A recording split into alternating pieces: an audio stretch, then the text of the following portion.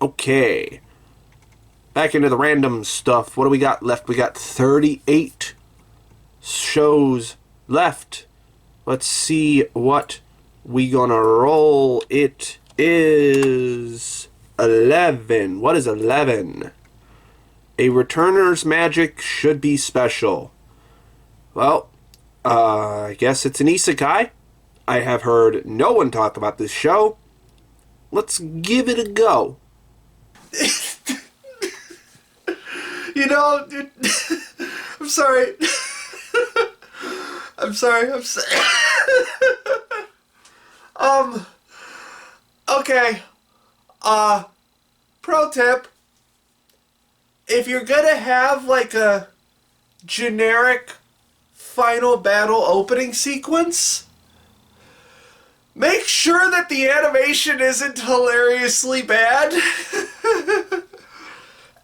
Like, it was bad enough that the big bad dragon was this awful CG glob that looked really clunky and dumb.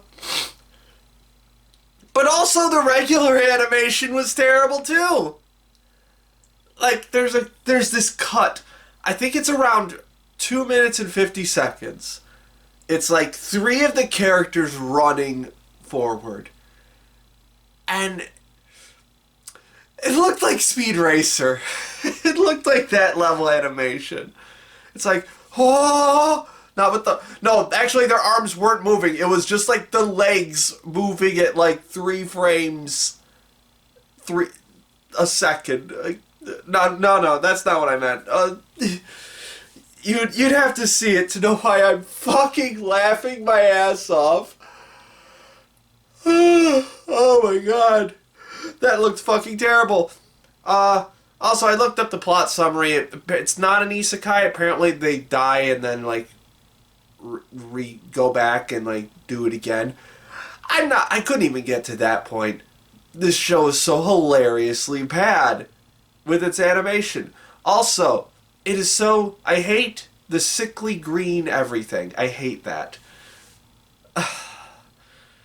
See, this is why I watch the really bad shows, so I can get a good laugh out of it.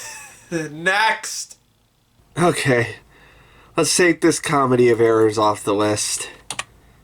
And we're gonna roll again. I doubt it will be as hilarious as that, but let's see. 27. Oh, Scott Pilgrim takes off. Okay. Some people might not say this is an anime. I say, fuck you, it is.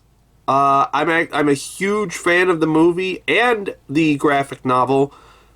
So let's see what this is like. Oh my god. That was amazing. My mind has been blown once again by the power of anime. And yes, this is an anime. I just finished all of Scott Pilgrim Takes Off.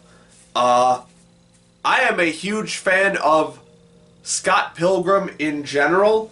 Both the graphic novel series, which I read last year, and the live-action movie by Edgar Wright that I watched when it first came out, and have seen and watched many, many times after it came out. I haven't seen this in forever, but it might still be one of my favorite movies. But I can proudly say that the Scott Pilgrim franchise has pulled a hat trick, because Scott Pilgrim Takes Off, this new anime adaptation, is pretty goddamn good. And I'm going to say right off the bat, like, normally it's sort of an assumption that I'm going to be talking spoilers for all of these, but I want to extra emphasize that because this series diverges from the typical Scott Pilgrim story very quickly. Like, by the end of episode 1, this is a completely new story. So, if you're going into this expecting another adaptation of Scott Pilgrim, that is not what you're getting here. Not in the least bit at all. So, that's my warning. And also, there's a bunch of other cool surprises in this So let's dive in. So, the title, Scott Pilgrim Takes Off, is like weirdly appropriate in a very misleading way. Like, it's a fun title, but also it's basically Scott Pilgrim takes off. He is not in the majority of this series. Like, he is not in like 5 episodes. He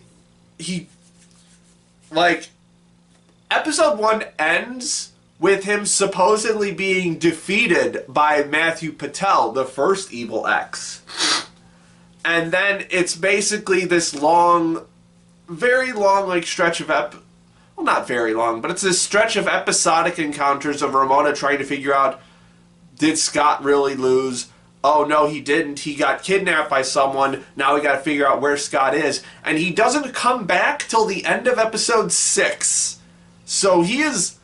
Our title character is not in the majority of the series, which I'm actually kind of fine with, because, like, the novels, the graphic novels, did a really good job of exploring Scott as a character, and the live-action movie did an okay job of condensing some key points of his character into that. That's it. A lot of people who love the graphic novels hate the movie. I don't hate the movie, mostly because I saw the movie first, and I haven't watched the movie since I read the graphic novel. But it is what it is. It's a 90-minute movie. How long is this? I'm not talking about the movie right now. I'm talking about the anime. What I liked about this one is that I'm not going to say that Ramona is underdeveloped in the comics, because she definitely isn't, but it is very clearly like Scott's story in the comics, in the graphic novels, and this anime is Ramona's story for the most part. It is Ramona getting over her evil exes through her own power, and not through just hanging out with Scott and him beating them. So that was a neat little twist on this formula, and it allowed for the evil exes to be explored in a more complex and nuanced way. Like, a lot of the like the early evil exes were very one note in a lot of ways. I'm not quite remembering all the details from the graphic novel, but like, they were pretty one. Like, Lucas Lee was a fairly one note character in the graphic novel and the movie, and his role has been massively expanded in the anime to like this doofusy action star like he already was, but with a lot more nuances to like his character, like stuff that he wants to do and how he interacts with people, how he interacts with his past, so on and so forth. And so many of the characters got this treatment. I like what they did with Knives' character, the direction they took her as like sort of a weird replacement for Scott in the band. I don't remember if that happened in the comic or not. I don't think it did. It's been, I think, over a year since I read the graphic novel, so the details are a little fuzzy, but I love this is just a complete rewrite of like just that one little weird decision of like, oh, what if Scott lost to Matthew Patel in the beginning, or like lost, and just like, it's just such an interesting retelling of this story. And when he comes back at the end, it still has that like bit of Scott's arc of like, you need to fucking get over yourself, man. Where it's like, all of Scott's problems are caused by Scott. Like, I'm very happy that this anime did not forget that. Like, that is like a core... That's like the core principle of Scott Pilgrim, the franchise, is that all of Scott's problems, for the most part, are Scott's own doing. And in this version of it, it's a weird time travel thing where future him is just this jaded, shitty, old, weird dude trying to come back and stop him from getting with Ramona in the first place because he's a spiteful... He basically turns into an incel, kind of. At least that's like what the... That's what the aesthetic of it is, to a certain degree. So I found that very amusing. It was a really fun take on the Scott, you're doing this to yourself motif of this franchise. And also, it is still... The other core tenet of Scott Pilgrim is that it is just as fucking nerdy as ever. Like, there are so many nerdy pop culture references in this, whether it's just general dialogue or through like parodies or like visual references. Like, they reference AT Fields at the end. I think my favorite, though, that just had my jaw on the fucking floor, was in episode 7, like, old Scott does a cover of Konya wa Hurricane. If you don't know what that is, you watch some older anime. Just watch the first episode. Watch the first 5 minutes of Bubblegum Crisis. It's an OVA from 87, I think. It's like it's a very famous J-pop song in the world of anime. It might actually be a actual famous song in real life too, but I know it from Bubblegum Crisis. And it's a fucking bop too. And Scott does a cover of it, and I absolutely lost my shit. I could not believe what was happening. It was so wild and so fun and so anime. Man, this is fucking great. Really,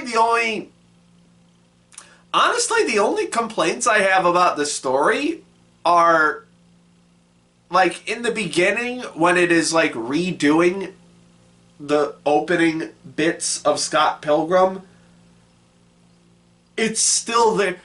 Like, it is cringe in a lot of ways that are kind of hard to sit through.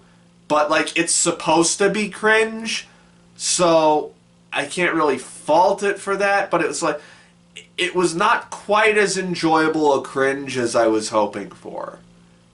So I guess that's really the only, like, big story thing. And I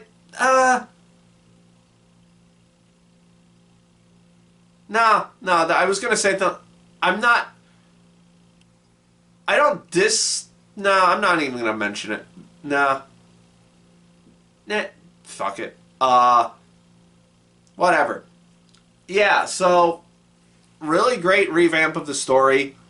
And a really great revamp of the visual elements as well. Like, this series takes on the art style of the original graphic novels, animated by Science Saru, which was probably the perfect pick for that, and it really capitalizes it on that in, like, the best ways possible. Like, the fights are fucking incredible in this. Like, my favorite is probably the Roxy fight in episode 3, I think it is. Yeah, it's episode 3, where they're basically just, like, fighting.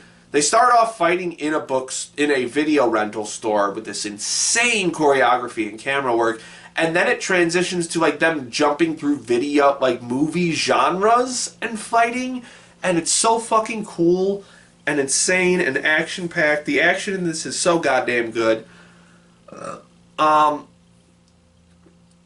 The character designs are really solid. They're pitch perfect renditions of near pitch perfect renditions of the graphic novel characters designs. The colors are so fucking vibrant and fun and perfectly coordinated. There were a few moments where it felt like it was getting a little too big for its britches, like some of the things where like this whole set builds are CG felt a little shaky, but it's still way better CG than a lot of other shows that I've seen in the past year, probably. So, I'll give it credit for that too. The soundtrack is insane. It's got like the Sex Bob-ombs tracks, but then it's also got a bunch of like actual just tracks. Like again, like Konyawa Hurricane is in it. There's a bunch of other fucking pop songs in this.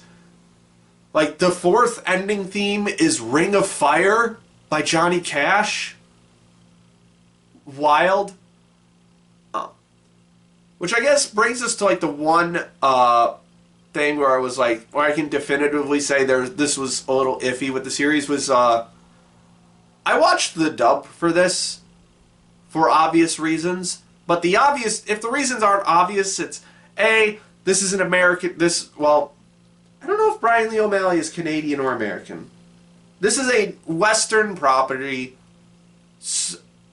that has had two Western renditions, so I'm gonna watch it in English. And it's like they brought back the whole cast of the movie, which was cool. And two, there's absolutely no goddamn way I was gonna listen to fucking Zenitsu's voice actor play Scott Pilgrim. I was not gonna listen to Zenitsu's voice come out of his mouth. Absolutely fucking not. Which, like, I understand the rest of the cast is like super stacked. Like Aoi Koga is, I think, Knives. Hanakana is Envy Adams. I forget who plays Ramona, or maybe that is Aoi. But anyway, I will say, English voice cast kind of shaky. There's a lot of really awkward line reads. Like Kim in particular has this really flat delivery. Like I know her character's supposed to be like very flat and sarcastic, but it doesn't come across well with just her voice. And Ramona's voice sounds a lot older than her character sometimes, which makes sense because Mary Elizabeth Winstead is almost 40 now. Like, the movie came out in like 2010, I think. So the movie's almost 15 years old. Like these actors were at the actual age of the characters when the movie came out, and it's like 15 years past that. So obviously, if you just get the same cast, they're gonna sound a lot older.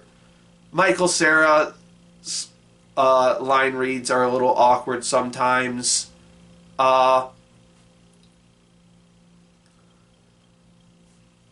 It was weird. I was like, when I was watching it, I was like, for some reason, a lot of the female voice actresses sound not quite as strong as the male voice actresses. And then I realized it wasn't that they weren't as strong. It's that there was just, they spoke way more, I guess. Like, this was a very female cast led series in a lot of places. Like there's a lot of Ramona, a lot of Kim, a lot of Julia, a lot of Roxy. So it's not that one gender was better than the other at recasting themselves. It's just that there was more girl voices. Interesting. Yeah. Scott Pilgrim Takes Off is really damn good. I'm debating how much I should take off just because of the voice cast, because I actually thought about switching to the subtitle version at one point, but then I realized that the torrents that I downloaded didn't even have the Japanese audio track on it, which was a shame. Who does that, man? Why would you do that? Oh well. And it's like, because like it's not on Nya, because I guess Nya doesn't consider this an anime. So I had to go to like actual like kind of shady torrent sites. What did I use? I think I used LeetX, I think. Or whatever it's called. Yeah, so this is the version I watched, so I'm gonna score it as the version I watched. But even with they're still solid not solid, but it's a decent like cast overall. Like Gideon sounds really good. Chris Evans as Lucas Lee sounds really good. I cannot believe they got Chris Evans back for this. Brie Larson's Envy is interesting and like really pompous and fun. I think it's Ellen Wong plays Knives. There are a lot of points where she sounds almost theatrical, which was fun. Yeah, this was fucking fun.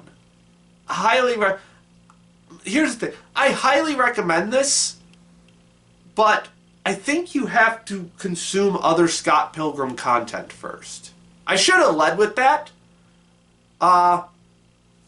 Because I don't know if this works well if you haven't seen other Scott Pilgrim stuff. Who knows? If this is your first Scott Pilgrim series, let me know and let me know what you thought of it.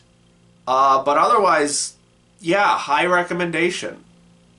Alright, Scott Pilgrim Takes Off is complete. We're going to scroll real high up on here. And you're going in the number 7 spot for now with a strong 8. And that is a very strong 8. Bordering on a light 9. Had an absolute blast. Scott Pilgrim, you pulled off the hat trick. Congratulations. Okay, now back to some random anime. Let's see what we roll next. It is 15. What is 15? Shy. Okay. I read a little bit of the manga for this one. Let's see how it do. Well, once again, this show was almost good, but not quite. I made it through 8 episodes of Shy before just getting kind of bored with it. In fact, I got incredibly bored with it by the time I got around to dropping it. Like, episode 7 was such a fucking slog and was so uninteresting and drawn out that when it reached the halfway point, I was like, oh god, I thought the episode was almost over, but it's only at the halfway point. Which is my main problem with this series, is that it just... And also the reason why I dropped the manga, I actually dropped the manga a little further past this point, but like, it just reaches the point where it's like, I don't care about the things that are going on. What's the Sveka? Whatever her name is, I just don't care about that plot line in any way whatsoever. Which sucks, because I actually liked the previous stuff a decent bit. Like, this shy hero premise, I thought was decently well done. I do think they go a little overboard with the shyness for Shy. Like, it gets to the point of almost being, like, parody-ish of like, socially awkward characters.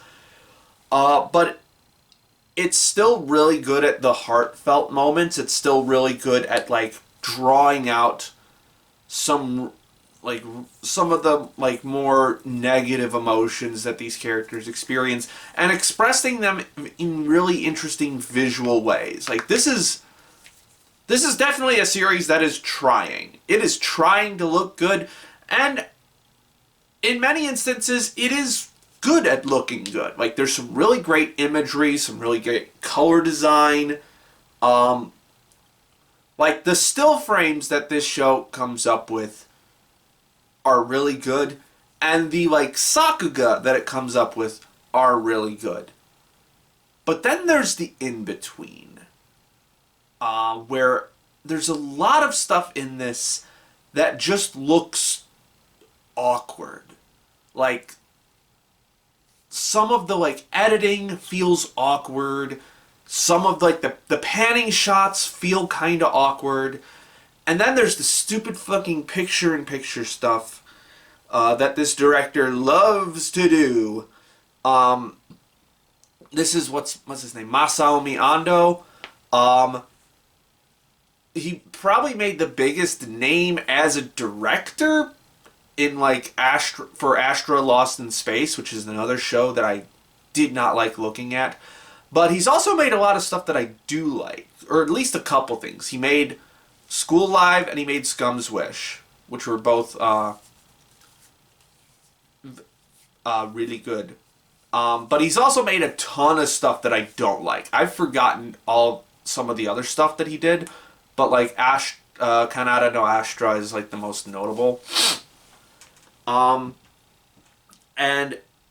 the way he does these picture-in-picture things, like these insets of frames on top of the regular frame, is he won't have a border around it. So there's not like a black border or a white border separating it from the bigger frame. And two, he'll either like slightly blur out the background, or he won't like blur out the background at all. Now, in some instances, it looks kind of cool, and he's mimicking the style of manga. He's trying to make it look like manga on screen, which one could argue that you shouldn't be doing that in the anime medium. You should be making it look like an anime. But also, it leads to some really awkward things. Like, there's this one in episode 7 where, like, there's like a cut right down the middle of the frame. And like a character's arms are like on the side of the frame like this, but you can still see the frame from behind it from before that frame like showed up, and there's another girl to the side of that frame, so it looks like she's leaning on the other girl, but she's not. She's doing something entirely different, so it makes the shot look incredibly confusing, and this happens all the time in this show. And I hate it. Congratulations for trying to be different, Masaomi Ando, but it's not working. Like, pull it back, because he does these shots like at least like 5 times an episode, sometimes way more, and most of the time it doesn't look good. Like, there are a few times where it's, like, decent. Like, there's one of, like, a few frames set next to each other of, like, a plane flying off. Again, it's mimicking, like, the motion of a manga panel. But that's, like, the exception. Most of the time, it just looks weird and awkward when it's layered on top of the frame that's already in the background. So, I hate that. But yeah, the real reason I'm dropping it is because the story just got incredibly boring.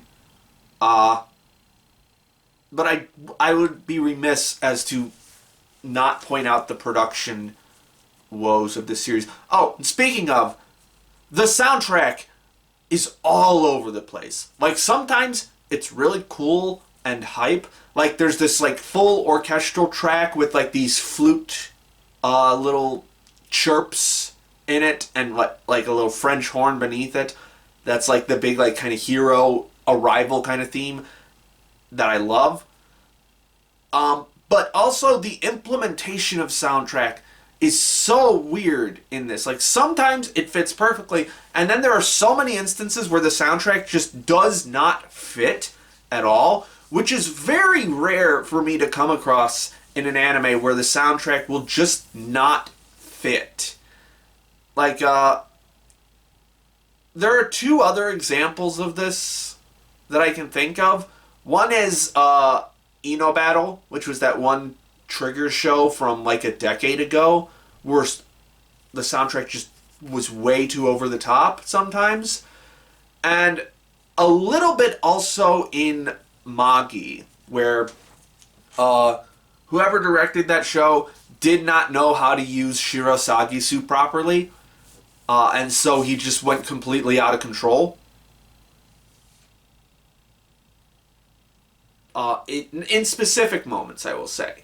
Some of the tracks in Magi are still baller as fuck. But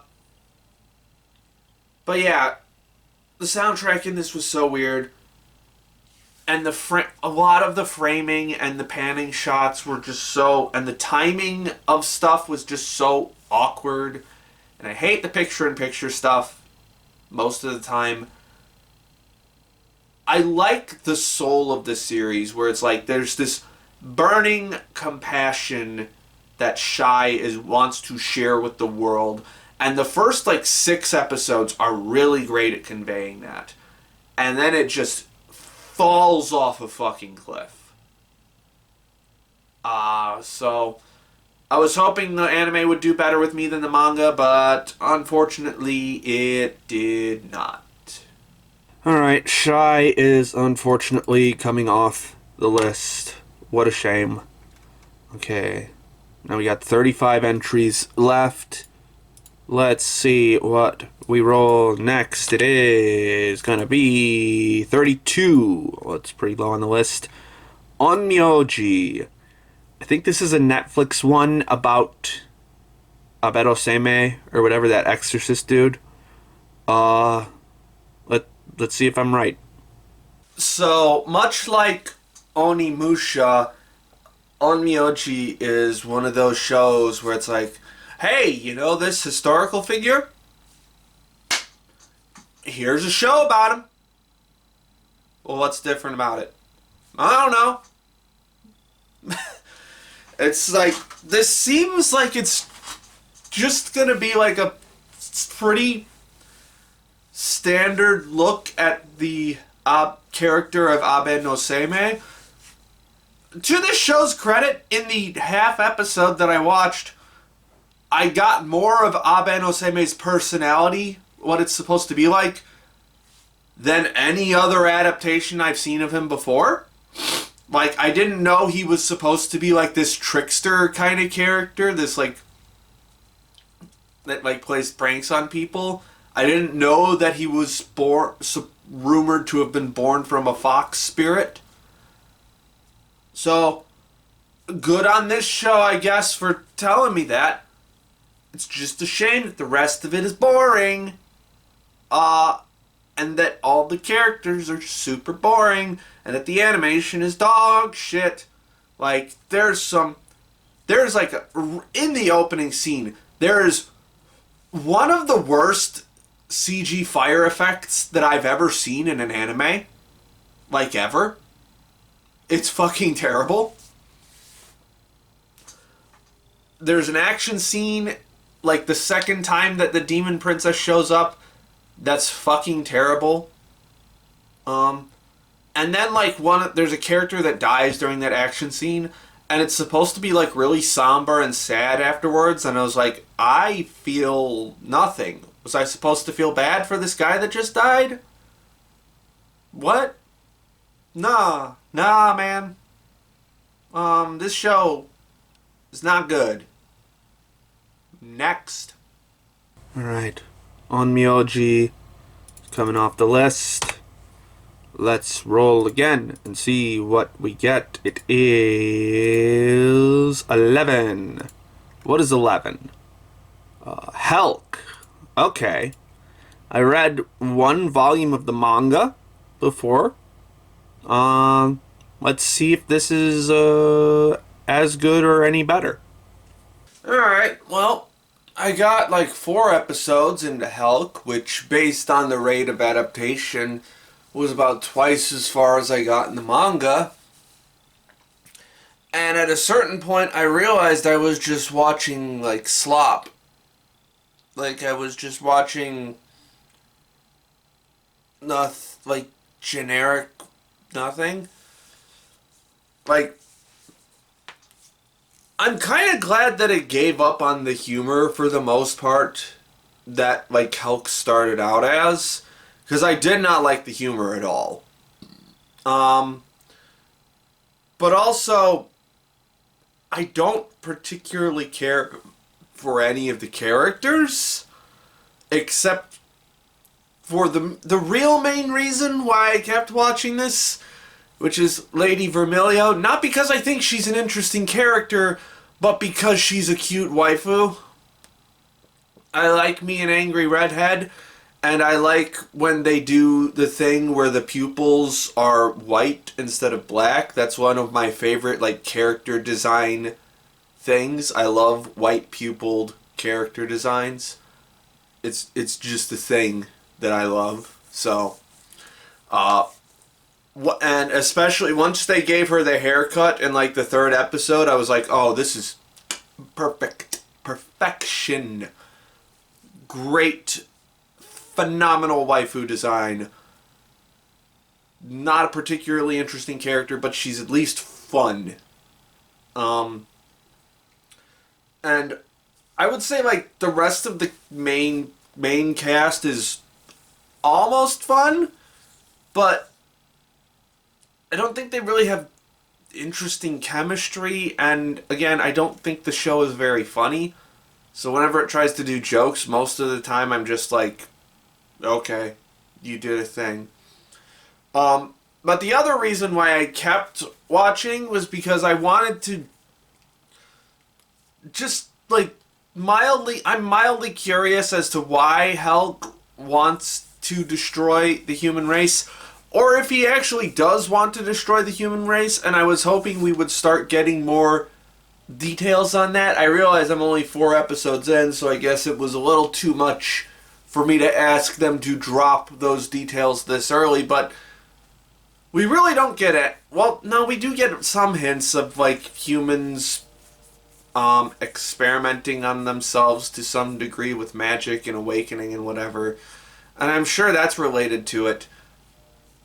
But at some point I realized, like, in episode 4, there's just so much plot and exposition happening that I just, like, I completely zoned out. And I realized that I was watching slop. I was like, as I was watching the show, especially, and it's not a particularly good-looking show either. It's competent, except for if I had dropped this in the first episode, I was going to open this segment by saying, "Gee, fall 2023 season, 2 anime with terrible CG fire effects," because it has that. But outside of that, like, the character designs are, like, not particularly noteworthy, but they look like the character designs that they're supposed to.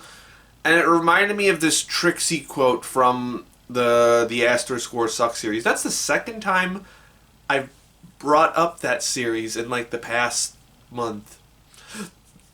Where she says something along the lines of, "It looks like anime." But it's slop. You're eating slop, and that's kind of how I feel about this.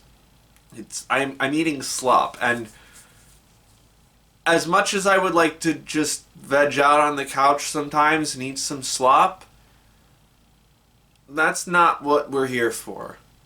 So we're gonna move on. Alright, Helck is off the list.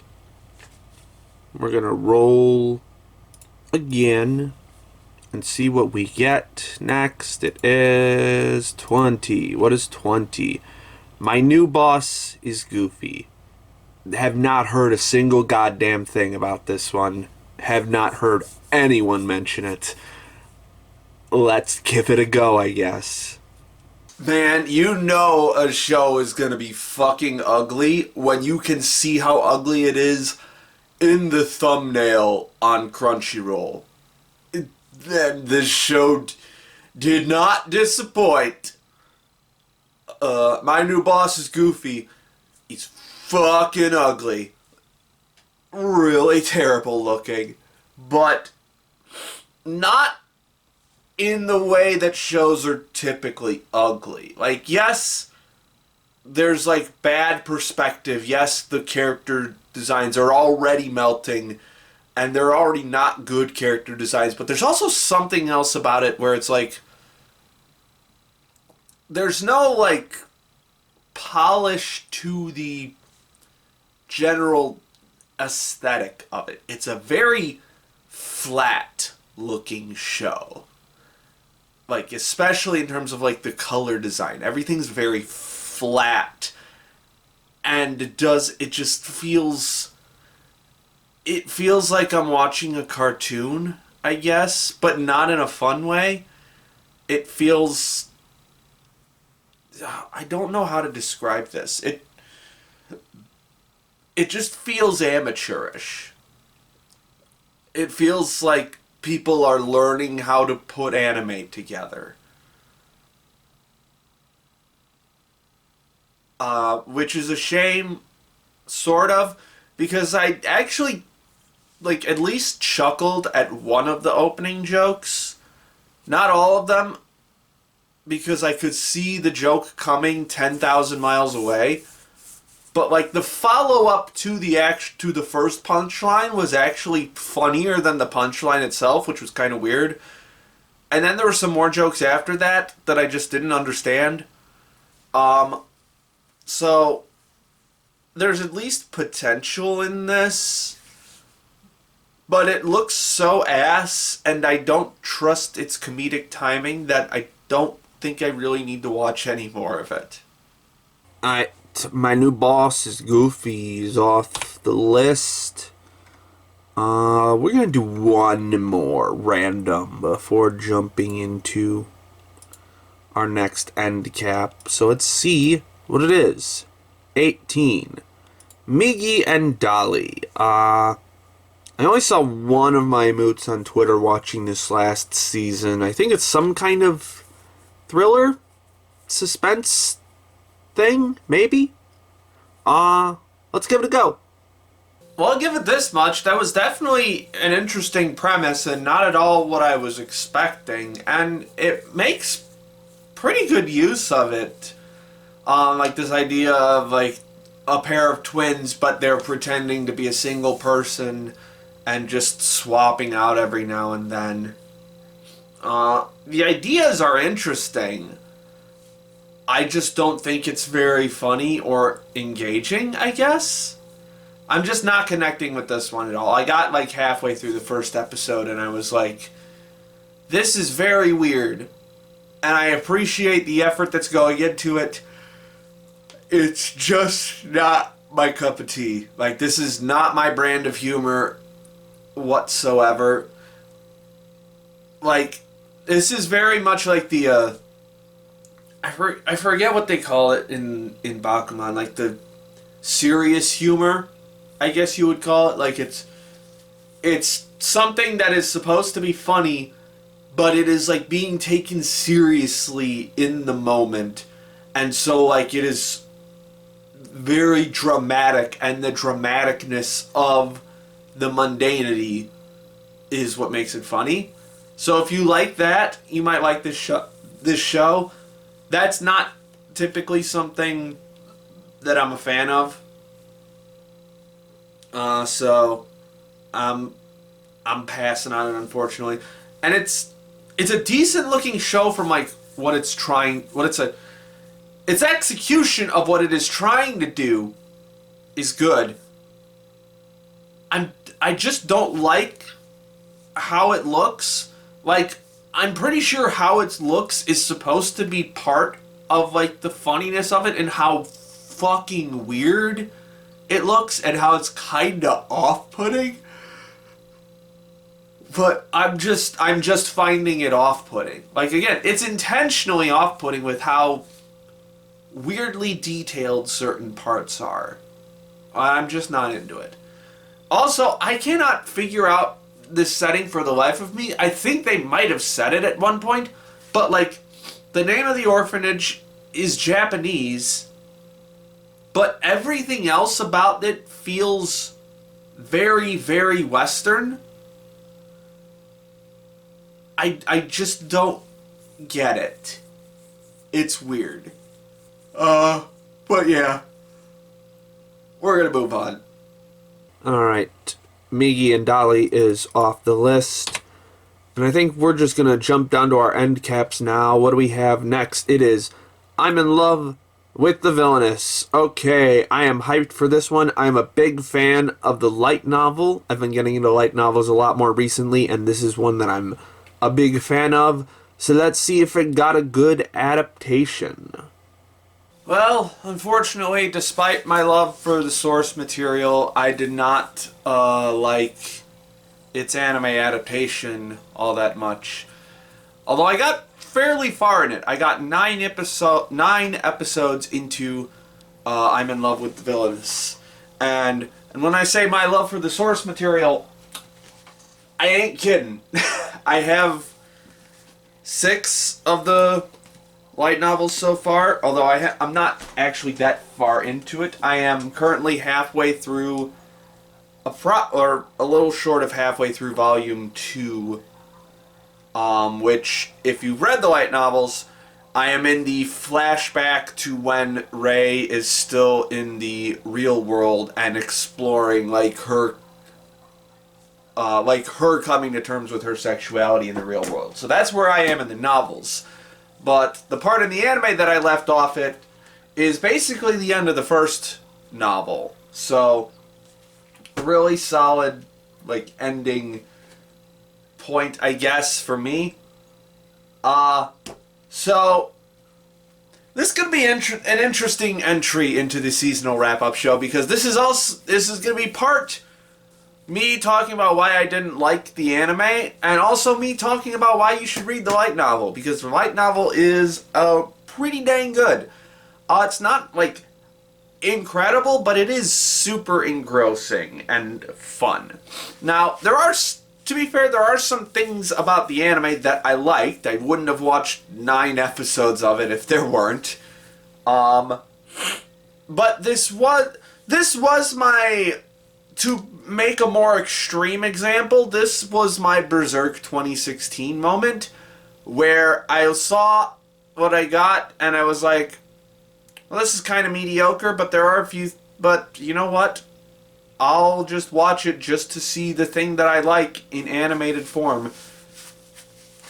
And, the voice cast was pretty decent for the most part, although as the series went on, I think Rei's voice actress started to grate on me just a little bit. And the comedy is pretty well adapted. It is still pretty funny.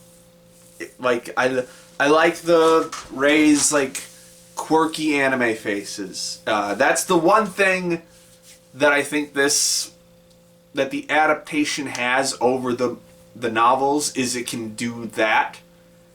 So for a while I was just content to watch these characters that I love fuck around in animation. But I'm gonna be real honest, this is not a good looking show. This is a mediocre, sub-mediocre production. The character designs are not great. They're not terrible. Well, some of them are. I don't like Rod's character design at all. It looks really fucking stupid. And by extension, the King's character design looks kind of stupid too. What the fuck did they do with that beard?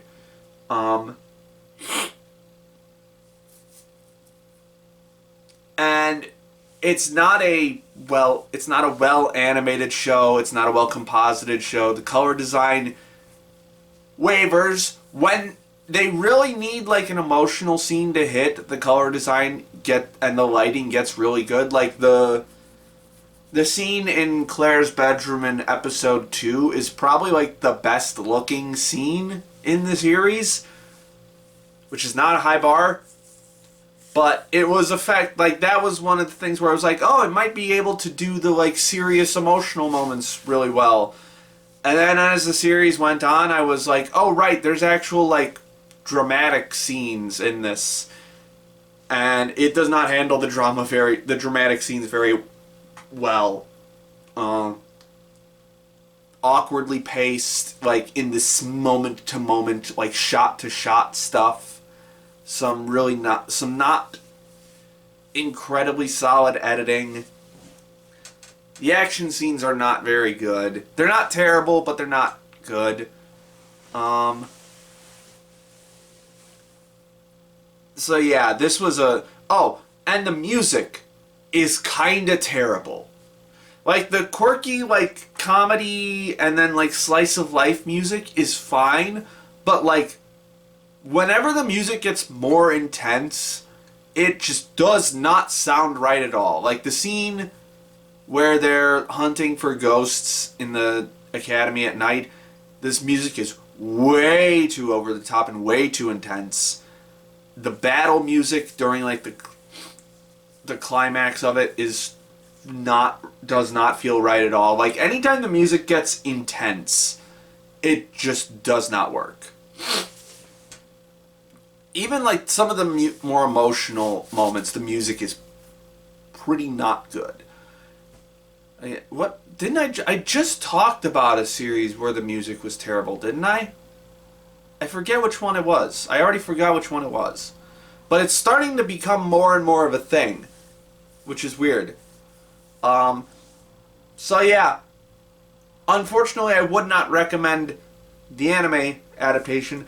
Now let me sell you on the light novel. Don't go away yet. Don't go away yet.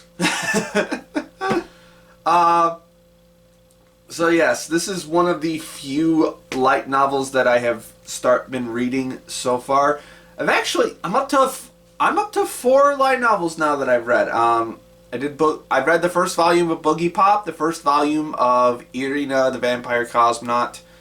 I read Nisio Isin's XXX Helck novel, and now I'm reading Villainess, and it's very fun.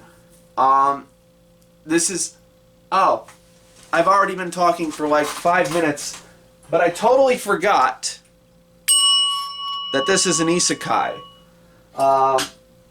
and it's a really more specifically, it is a trapped in the world of an otome game isekai.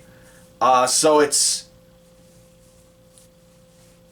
again, similar to like Hamefura, except instead of being reincarnated as the Villainess, it's a more standard reincarnation where she becomes the main character of the game, but because she's a lesbian, she falls in love with the Villainess instead of the princes that inhabit this world. And so it becomes a very fun, like, it's another fun way of doing the otome game Villainous trope.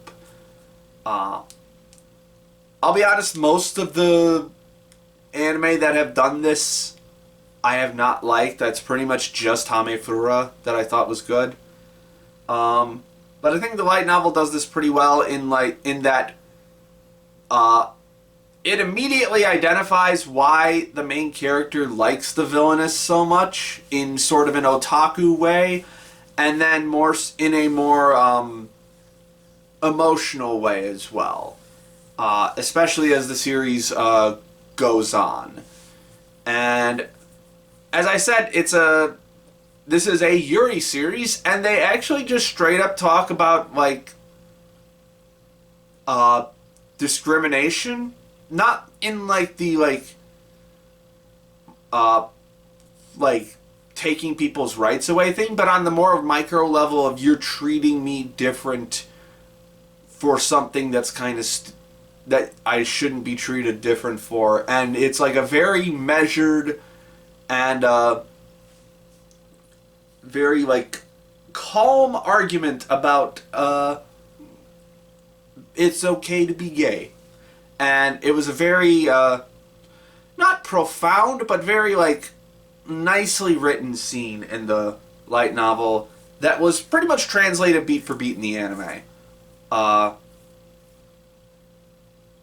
Yeah, that's the one. I will say, like, the anime is pretty much just the light novel, but with mediocre production behind it. It's paced just about the same. Which might have also been a fault in it. Maybe they could have like changed some stuff around, but who knows. But anyway,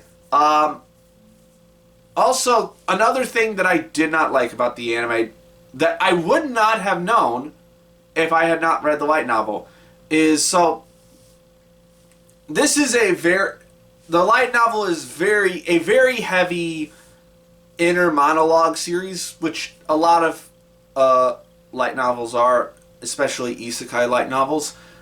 And one of the things that Ray brings up like multiple times in the light novel is that like the fashion choices and like certain elements of like the aesthetic of the game that she's playing don't make sense because it is a Japanese video game company making a game about medieval Europe or Renaissance Europe. And so sometimes like Japanese anime tropes just got implanted onto the game because that's what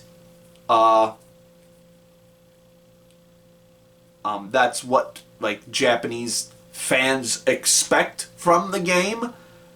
And if that's not brought up at all in the anime, like there is no internal monologue that gets said from her in the anime about that, which if you didn't know that, this show would look really weird to you.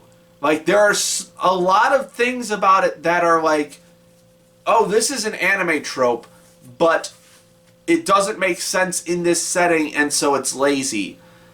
And in the light novel, Ray is pretty much lampshading that. I don't know if that necessarily... When I say that out loud, I don't know if that necessarily makes it better, but at least it explains it. So, like the way that the school is structured, the way that student organizations are structured, so on and so forth. Another thing that gets cut out of the anime is Ray's ambivalence to politics. But not so much... Well, I should say the reason that she is ambivalent to politics. They attempt to show don't tell it, but they don't really do a good job of explaining it. It's like, Ray is a commoner in the series, and there's this big commoner movement for equal rights with the nobles. And the anime just kind of glosses over Ray's reaction to it. Like, she just immediately runs away from all of it. Occasionally she'll pipe up and be like, well, this isn't quite fair. But she won't, like, delve that deeply into it. In the light novel, she will go on these, like, inner monologue tangents about, like, the specific things of, like, this is very clearly discrimination and it's going to lead to something very bad. And she recognizes that what the nobles are doing is wrong and that the commoners do deserve equal rights. But that's not what she's concerned about. All she cares about is being with Claire, which is such a human reaction to politics, if I'm being totally honest. yeah, that's kind of, yeah, the suffering sucks, but I kind of just want to hang out with my girl here. Which, like, it's not, like, a moral justification, but it is a human justification. Like, it makes sense. And I think it makes Rei a much more interesting character to recognize this is happening, but if I were to try and do something about it, I would lose all of the things that I care about. And all I care about is being with Claire. So, that's another thing in the light novels that gets cut out of the anime. So, if those things were bugging you about the anime, the light novel addresses them. Aside from that, it's just a really fun series. The dialogue is really snappy and quick-witted. Kind of like it is in the anime, but with better presentation because you can just think it instead of see it. Yeah. I guess read the light novel. That's unfortunately all I have to say. Alright. I'm in love with the Villainess is unfortunately coming off the list. What a shame. Read the manga though. Not the manga, the light novel. Read that. It's good.